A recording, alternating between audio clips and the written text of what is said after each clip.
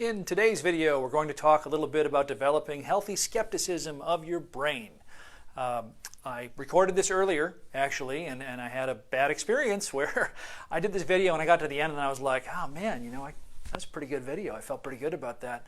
And then I watched it and it was silent, just my trap yapping away. So anyway, this is a repost and I'm going to do my best to capture the magic of the original, and we'll just give it a shot here. So one of the biggest problems that we have if I'm struggling with anxiety is very frequently, if not always, I have a real strong belief that this thing up here, it's called my cortex, it's the front area of my brain.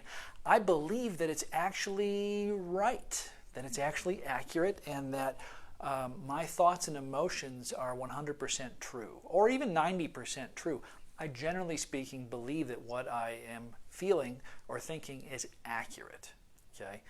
That is generally not true. So here's the thing to understand about the brain and how it works. Your cerebral cortex filters a bunch of the data that comes in through a thing called your thalamus. And to make a vibrant here, you put a bunch of meaning and interpretation on everything that comes in through that stuff. And through your meaning and interpretation, you will change the stuff that is coming up for you. So there's this dude, 1984, guy's name is Kirk. Okay, Kirk gets convicted of a really awful crime. So awful, in fact, I'm not even going to tell you what he did. Kirk Bloodsworth was his name. Kirk was convicted of a really terrible crime, and he went to prison, and then he went on to death row. He was going to get executed for it. And after 10 years on death row, after 10 years on death row, there's some people who came up and they decided to do a DNA test. And through DNA testing, he was cleared, completely cleared. He had been wrongly convicted. And here's the thing. 5 separate people who didn't know each other and weren't, it wasn't some conspiracy thing. 5 different people had been eyewitnesses to his situation, had been an eyewitness, had seen him, had gotten up on the stand and said, absolutely, unequivocally, that is the man. He is there. He was there. He did it. And he needs to go and be convicted. And 12 other people took their word for it and convicted him and put him in prison, apparently wrongly. Here's the other interesting thing about that, is that actually happens with some regularity. Eyewitness testimony has been proven scientifically to be kind of iffy a lot of the time. When we have a significant amount of emotion involved in something that we observe, we're not that sharp, honestly. We make decisions that just are not quite 100% accurate. In fact, some of you may have grown up in a house with a sibling who had a completely different experience than you. Same parents, okay? You think your dad was terrible. They think your dad was the greatest thing since sliced bread. You think your mom was, really nasty. They had a great experience with your mom. Holy smokes, how do 2 people have such different experiences in the same household? Well, it has a lot to do with your cortex.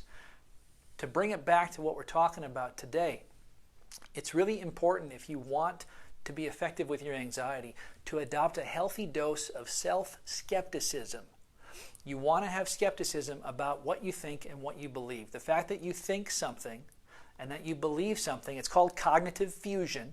The fact that you think and believe something is true, in fact, doesn't make it true. It makes it not particularly likely at all. So, for example, if you have social anxiety and you walk into a room and not everybody, but a lot of you have done this. You walk into a room, you have some social anxiety, you look around and you think, everybody hates me. Everybody knows what I did, whatever it is for you. I'm tempted to, sing and dance the I Know What You Did Last Summer song, which I always thought was really an awkward song, honestly. Who sings I Know What You Did Last Summer as a chorus? It's just super, anyway. So they know whatever you did last summer, okay? And you're like, oh my gosh, these people hate me. I know what's happening. And the reality is, you think people think of you very little. Really, they're thinking of you very rarely. I messed that up. You get the idea.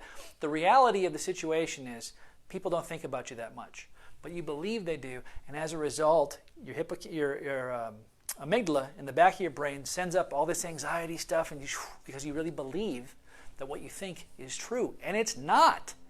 So that's one of the key factors in understanding how to mitigate and diminish your own anxiety. All kinds of anxiety gets caused by a lot of different things, but the belief, cognitive fusion, the belief that what you're thinking and feeling are accurate portrayals of the world outside you is generally not the case. And if you can get to the point where you adopt a little bit of skepticism about that,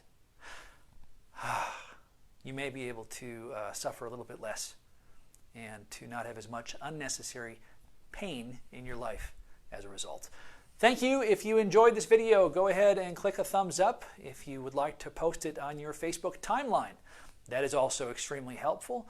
Please feel free to send a link to this. If you have a question, put it in the comments. And of course, if you have anything that you would like me to do to be of assistance to you, whether it's answer a question for you or offer you an opportunity to get a little bit deeper into the treatment of your anxiety, feel free to reach out to me by whatever means is convenient to you. Thanks. Have a great night.